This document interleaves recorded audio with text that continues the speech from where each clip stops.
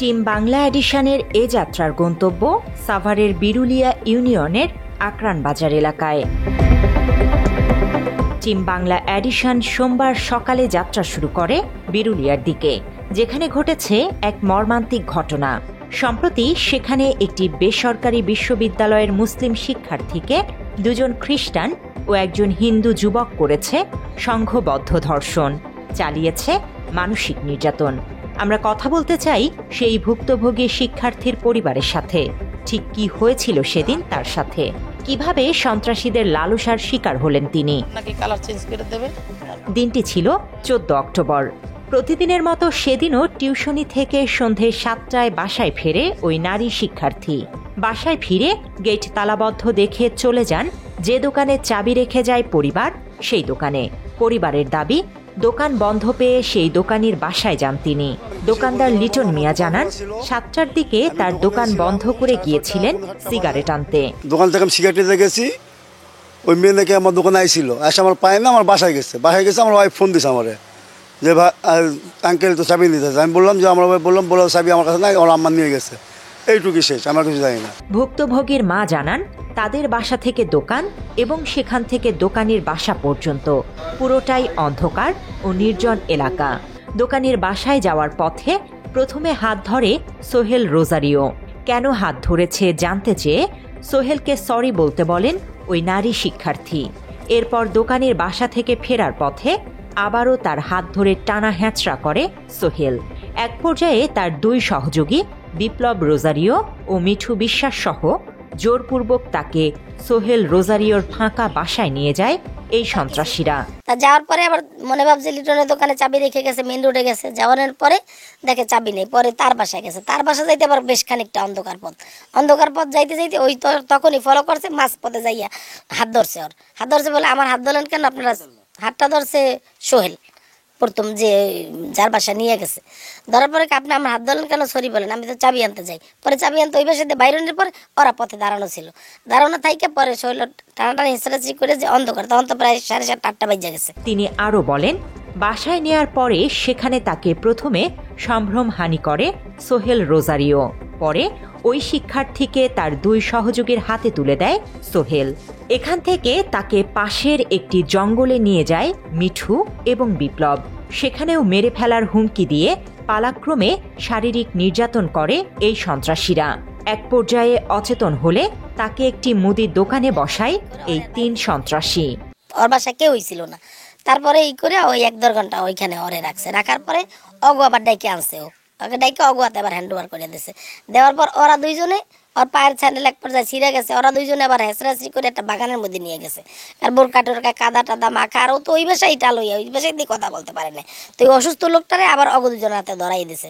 দেওয়ার পরে এই যে এইখানে কি জানে নাম হয়েছিল এটার, এই হাসপাতালের এইদিকে যে থাকে, বিপ্লব না তিলক আমি জানি না, ও এক পর্যায়ে এক বাগানের মধ্যে নিয়ে ওরা দুইজনে নিয়ে যে তুমি যদি কোনো শব্দ করো তোমার এখানে লাশ পড়ে যাইবে, তুমি আর বাইসা তুমি আর যাইতে পারবা না। তখন ওরা এক পর্যায়ে উঠে দাঁড়াইলে পরে আবার ফালায়, এক পর্যায়ে গলা টিপে ধরছে, কারণ তোমার কিন্তু পুরো মাইরে গেলাম যদি আমাকে কথা না করো, কাপড় চোপড় না করো, আমরা যা বলবো তাই তুমি শুনবা, কোনো শব্দ করবা না। আর ওরা যে সজ্ঞানে টের পাইছে, ওরা যে ওই শৈল আটকাই ঘরের মধ্যে গুলো করছে, আর এরা যে বাগানের মধ্যে আর কি করছে আর কিছু কইতে পারে না পাওয়ার পর এক পরে মরে যাওয়ার মতো হয়ে যাওয়ার পরে ওরা 3 জনেই আবার দইরা এই দোকানের সামনে আনছে। এ নিয়ে আমরা কথা বলেছি খ্রিস্টান ধর্মাবলম্বী মুদি দোকানির সাথে। সেদিন ওই শিক্ষার্থীকে কি অবস্থায় দেখেছেন সেটির বর্ণনা দেন তিনি। এখানে যে মূল হুদা হইল সোহেল, ওনাকে নিয়ে আসছে, উনি হাইটে আসছে মহিলাই, আইসাই যেখানে বসছি, আমি যে বলছি যে বসছি, ওনার মাস্ক পরা ছিল। দর্শন করলে তো কাপড় চাপড় সব ছিঁড়া থাকবো, মানে ওরকম কিছুই না, ভূমিকা এরকম অনেক বসছি। বসার পরে সোহেল এখানে দাঁড়ানো আর মেয়ে এখানে দাঁড়ানো। পরে আমার সাথে আবার নিকরাইলের একজন নাম আছে ওয়াসিম, আর বস্তির একটা ছেলে ছিল, আমি ছিলাম ভিতরে। ওই আবার ওরা আবার ফলো করছে, ওর সাথে জেরা করতেছে, কয়তে তোমরা কি মানে ওই ছেলে গামতাছে, মেয়ে গামতাছে। তিনি আরও জানায়, ওই নারী শিক্ষার্থীকে স্থানীয়দের জেরা করা দেখে পালিয়ে যায় সোহেল রোজারিও। সোহেলের বিরুদ্ধে নিজের বাড়িতে মদ বানিয়ে বিক্রির অভিযোগ রয়েছে। একাধিক মাদক মামলার আসামি বলেও জানান এই স্থানীয় খ্রিস্টান বাসিন্দা। দেওয়ার পর ওয়াসিম যেটা প্রশ্ন করতেছে, কিভাবে কি হইলো, এটা তুমি সোহেল কিস করছো? ওখানে পড়ে আসলো, আমি এখানে নিয়ে আসছি। তারপর এখানে ওয়াসিম ছিল, আর একটা ছেলে ছিল, তারা যারা করছে। তারপরে ওই পাশে সুহেব আসছে, তারপরে ওই যে আমাদের ওখানে চাইনিজ কাজ করে, মানে আশেপাশের ওই যে সুহেল আসলো, মানে 10-15 জন 20 জন সবাই তাকে প্রশ্ন করতেছে মেয়েরা ওরে, পর সুহেল কেটে গেছে। এদিকে মামলার পর থেকে সেনা পরিচয়ে হুমকি দিচ্ছেন খ্রিস্টান সংগঠনের নেতা বাবুল রোজারিও, এমন অভিযোগও করেছে ভুক্তভোগী পরিবার। ছিল ওই বাবুল রোজারিও করে কি নাম, আমরা তো আর চিনি না, কোনোদিন দেখিও নাই। তারপরে তারা 2 জন লোক আসছে, বলে উনি মেজর আর আমিও মেজর ছিলাম, আর্মিতে ছিলাম। আর এক লোকের লাগে ফোনে কথা বলাই দিয়েছে না, আপনার মেয়ের সাক্ষাৎকার নেব, আমরা পাশাপাশি, আমরা জানবো আগে। আমি কই তাহলে আপনি মিডিয়া থেকে, থানা থেকে বা অন্য অন্য লোকের যাই না নেন, কয় আপনি আমার পাশাপাশি থাকতে আমি অন্য লোকের দায়িত্বে কেন জানবো? তাহলে মনে রেখেন এই কথা বলতে চাইলেন না। অভিযোগের বিষয়ে জানতে টিম বাংলা এডিশন যায় অভিযুক্ত বাবুল রোজারিওর বাসায়। কয়েকবার দরজায় কড়া নাড়ার পর ভেতর থেকে সাড়া দেন বাবুলের স্ত্রী। কথা বলেন আমাদের সাথে। প্রথমে বাবুল আছেন কিনা জানতে চাইলে বলেন তিনি বাসায় নেই। এমনকি বাবুলের বিরুদ্ধে অভিযোগও অস্বীকার করেন এই নারী। উনি নাকি সেই পরিবারকে ফোন দিয়ে বিভিন্ন সময় হুমকি দামকি দিচ্ছে। না, এগুলা কিছুই করেন নাই। না, উনি গেছে ওই তিনি কি আর্মি পরিচয় দিচ্ছে তিনি? না, আমার কথা শুনেন। উনি আর্মি বলেছে যে আপনি একটু এই, আপনি তো খ্রিস্টান অ্যাসোসিয়েশনের এই সেক্রেটারি, আপনার উপরে, আপনার এলাকায় আপনার একটু দায়িত্ব আছে, আপনি একটু ওখানে যান, মেয়ের বাবার সাথে একটু কথা বল। এই আর্মিরে ওখানে যাইয়া মোবাইলটা ধরাই দিছে, মেয়ের বাবা কথা বলছে, এইটুকুই। আচ্ছা, অন্যরা অভিযোগ করলো যে তিনি বাবুল রোজারিও সম্পূর্ণ মিথ্যা। বাবুল রোজারিও নাকি তাদেরকে আর্মি পরিচয় দিয়েছে। না, এটা সম্পূর্ণ মিথ্যা। এবার আমরা যেতে চাই প্রধান অভিযুক্ত সোহেল রোজারিওর বাড়িতে। কথা বলতে চাই তার পরিবারের সাথে। তবে তার বাড়িতে গিয়ে ডাকাডাকি করলেও কোনো সাড়া পাওয়া যায়নি। সোহেলের বাড়ি থেকে ফিরে আমরা কথা বলি স্থানীয় বাসিন্দাদের সাথে। তারা এই সন্ত্রাসীদের সর্বোচ্চ শাস্তি, ফাঁসির দাবি জানান। এবং মিঠু বিশ্বাস এত কুখ্যাত খারাপ লোক, ইন্টারন্যাশনাল মাদক ব্যবসায়ী। এরা এই মাদকের কারণে আজকে এই আমাদের একটা মুসলিম বোনকে যে দর্শন করছে, ঘন দর্শন, সোহেল রোজারির বাসায় নিয়ে 3 জন মিলে, এর ভাষায় ভাই প্রকাশ করতে পারতেছি না। আমরা সরকারের সর্বোচ্চ প্রশাসনের কাছে আমরা একটাই দাবি আমাদের, আমরা সর্বোচ্চ তাদের যে চাওয়াটা, আমাদের ফাঁসির আদেশ আমরা চাই, এটাই আমাদের চাওয়া। যে এই কাজটা হয়েছে আমাদের এলাকাতে, এই কাজটা খুবই দুঃখজনক এবং ন্যাক্কারজনক, অনেক বড় একটা খারাপ কাজ। এটা প্রত্যেকটা ধর্মের মধ্যে এটাকে খারাপ কাজ হিসেবে আমরা গণ্য করি। আমরা চাই এর সর্বোচ্চ শাস্তি হোক, যাতে এই শাস্তি দেখে আর কেউ এই ধর্ষণের মতো জঘন্য কাজ করতে সাহস না পায়। ধর্ষণ এমন একটা ঘৃণিত অপরাধ, আমরা চাই এটার একটা এমন শাস্তি হোক, দৃষ্টান্তমূলক শাস্তি হোক, যেন পরবর্তীতে কোনো ধর্ষক যেন এটা মাথায় চিন্তাও করতে না পারে। মাত্র 30% টাকায় জমির মালিক হয়ে নতুন বাংলাদেশের গড়ে তোলার স্বপ্ন দেখা বাংলা বসতি। সাভারের এই ঘটনায় 3 জন আসামিকে গ্রেপ্তার করেছে সাভার থানা পুলিশ। এর মধ্যে প্রধান আসামি সোহেল রোজারিওকে 3 দিনের রিমান্ড মঞ্জুর করেছে আদালত। এর আগে তাকে আদালতে হাজির করে 7 দিনের রিমান্ড চেয়ে আবেদন করেন তদন্ত কর্মকর্তা সাভার মডেল থানার এসআই আব্দুল ওয়াহাব। এ সময় সোহেলের পক্ষে কোনো আইনজীবী ছিলেন না। এসব বিষয়ে জানতে টিম বাংলা এডিশন যায় সাভার মডেল থানায়। 1 ঘন্টা অপেক্ষা করিয়ে বাংলা এডিশনকে কোনো বক্তব্য দেবেন না বলে জানান ওসি জুয়েল মিয়া। আমার সাথে আপনি কথা বলবেন এই বিষয়ে? না, আমি আপনি ক্যামেরা নিয়ে এসে আমার ব্রিফ নেবেন, এটা আমি জানতাম। হ্যাঁ, ছিল তো, এরকম ছিল কিনা? এই যে ওনারা সাংবাদিক, কিন্তু ওনারা প্রত্যেকেই সাংবাদিক।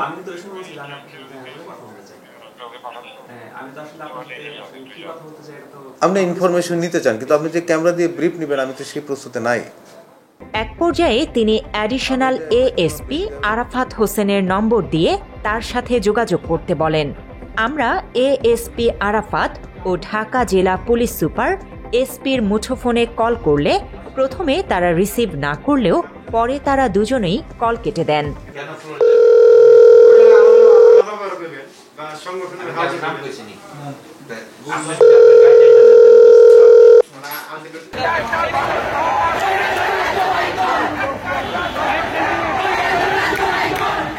এ ঘটনার প্রতিবাদ জানিয়ে বিক্ষোভ করেছে Bangladesh university of professionals BUP সহ বিভিন্ন বিশ্ববিদ্যালয়ের শিক্ষার্থীরা। মিরপুর গোলচত্বর অবরোধ করে আসামিদের সর্বোচ্চ শাস্তির দাবিও জানিয়েছে তারা। এই ঘটনাটা শুনে আমার শরীরে কাঁটা দিয়ে উঠেছিল। আমার মনে হয় না তাকে গ্রেফতার করে আনুষ্ঠানিকভাবে ধরে নিয়ে কোর্টে হাজির করে মৃত্যুদণ্ড দিয়ে আর তাকে ঝুলিয়ে রেখে আস্তে ধীরে মৃত্যুদণ্ড দিব কি দিব না করে করে এত লেন্দি প্রসেস করার কিছুই নাই। ধর্ষকের শাস্তি ইনস্ট্যান্ট হওয়া উচিত, জনসম্মুখে হওয়া উচিত।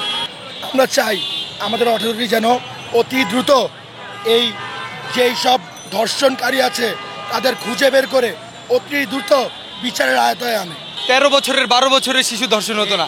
এটা আসলে আমাদের মন মানসিকতার উপর ডিপেন্ড করে এবং আমাদের মেয়েদের মা বোনদের আরো ভোকাল হতে হবে। এমন ন্যাক্কারজনক ঘটনায় সন্ত্রাসীদের ফাঁসির দাবি জানিয়েছে জাতীয় নাগরিক পার্টি NCPও। এ বিষয়ে সাভার উপজেলা এনসিপির সমন্বয়ক জুলকারনাইন বাংলা এডিশনকে বলেন, এ ঘটনার প্রতিবাদ করে প্রশাসনের কাছে 3 দফা দাবিও জানিয়েছেন তারা। আমাদের 48 ঘন্টার একটা আলটিমেটাম ছিল। সেই 48 ঘন্টা আলটিমেটামের মধ্যে হয়তো কিছুটা একটা সময় লেগে গেছে, তারপরও ইনশাল্লাহ তারা গ্রেপ্তার হয়েছে। এবং আমাদের যে এইটা ছিল আমাদের প্রথম দাবি। আর দ্বিতীয় দাবিটা ছিল যে আমাদের এইখানে সাভারে অনেক জায়গায় রাস্তার পাশে কোনো সোলার লাইট নেই এবং খুবই অন্ধকার পরিবেশ থাকে। এখানে আমাদের এই যদি লাইটিংয়ের ব্যবস্থা করা যায় এবং এখানে যদি প্রশাসন যদি একটু টহলের ব্যবস্থা করে, সেক্ষেত্রে আমাদের একটা এই দ্বিতীয় নম্বর দাবি ছিল।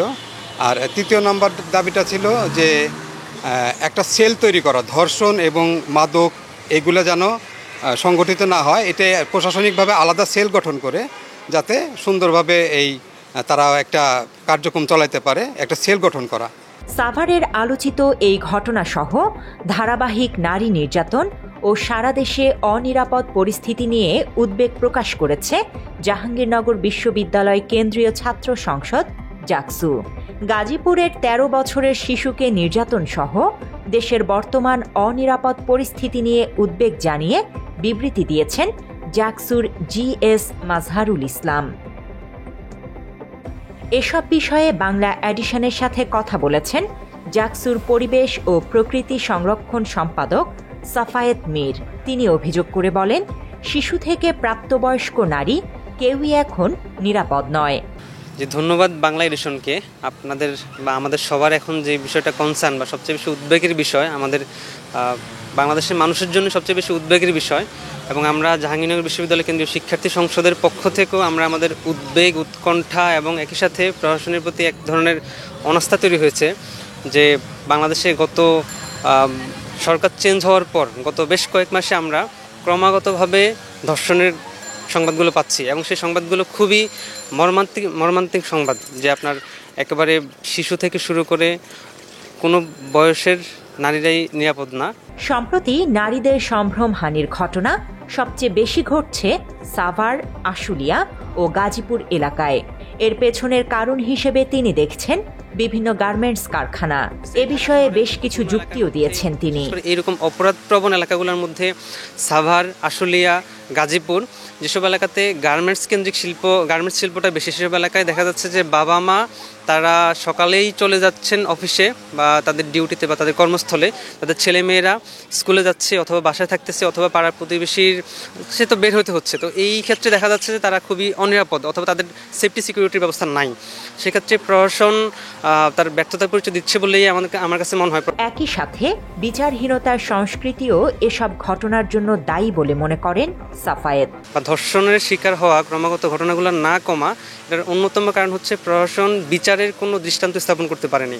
প্রশাসন দৃষ্টান্তমূলক বিচার স্থাপন করতে পারলে, তার মৃত্যুদণ্ড কার্যকর করতে পারলে এবং সেটা যদি গণহারে বা মিডিয়ার মাধ্যমে খুব ভালোভাবে প্রচার করা যেত, তখন মানুষ ধর্ষণ করতে সে অন্তত তার হৃদয়টা 50 বার ভাবতো, তার মধ্যে শাস্তির একটা ভয় থাকতো। এগুলো কোনো বিচ্ছিন্ন ঘটনা না বলছেন স্থানীয় আলেম সমাজ। তারা বলছেন, পরিকল্পিতভাবে টার্গেট করে মুসলিম নারীদের ক্ষতি করছে হিন্দুত্ববাদী সংগঠনগুলো। এই যে ঘটনা, এটা আসলে কোনো বিচ্ছিন্ন কোনো ঘটনা নয়, এটা আমাদেরকে মনে রাখতে হবে। এটা কোনো বিচ্ছিন্ন কোনো ঘটনা নয়, বরং পুরা বাংলাদেশের চিত্রই হচ্ছে এটা। আপনারা ইতিমধ্যেই আপনারা সাংবাদিক, আপনারা অবশ্যই জানেন, ইতিমধ্যে আপনারা দেখেছেন গাজীপুর যে ঘটনাটা ঘটেছে, সেখানেও একজন মুসলিম তরুণীকে, মাত্র 13 বৎসরের নাবালেগ একটা বাচ্চাকে 3 জন হিন্দু মিলে এটাকে দর্শন করেছে, তাকে দর্শন করেছে। ঠিক একই ঘটনা আমাদের সিলেটেরও এরকম একটা ঘটনা ঘটেছে, যশোরেও ঘটেছে, বরিশালের দিকেও ঘটেছে, আর নতুন করে এই কমলাপুর। যে বর্তমানে ভাগোয়া লাভ ট্রেপ যে একটা সংগঠন, এটা হচ্ছে হিন্দু এবং হচ্ছে বৌদ্ধ খ্রিস্টান, এদের থেকে সুন্দর সুন্দর ছেলেদেরকে নির্বাচন করা হয়, সুন্দর সুন্দর মেয়েদেরকে নির্বাচন করা হয়। ছেলেরা মেয়েদেরকে টার্গেট করে, মুসলিম মেয়েদেরকে, আর মেয়েরা মুসলিম ছেলেদেরকে টার্গেট করে এদেরকে ধর্মান্তরিত করার মানে একটা অপচেষ্টা চালাচ্ছে। এটাও আশা করি আপনারা একটু আপনাদের সংবাদ মাধ্যমে জনসাধারণকে সচেতন করবেন। এবং এই সংগঠনের মূল টার্গেটটা যেটা, এবং এই সংগঠনের মূল টার্গেট হলো যে প্রত্যেকটা মুসলিম মেয়েদের গর্বের মধ্যে অমুসলিমদের বীজ ঢোকাও। সাধারণ মানুষ বলছে, প্রশাসনের কারণেই ভুক্তভোগীরা বিচারহীনতায় ভুগছে, বাড়ছে একের পর এক অপরাধ। Desk report, Bangla addition.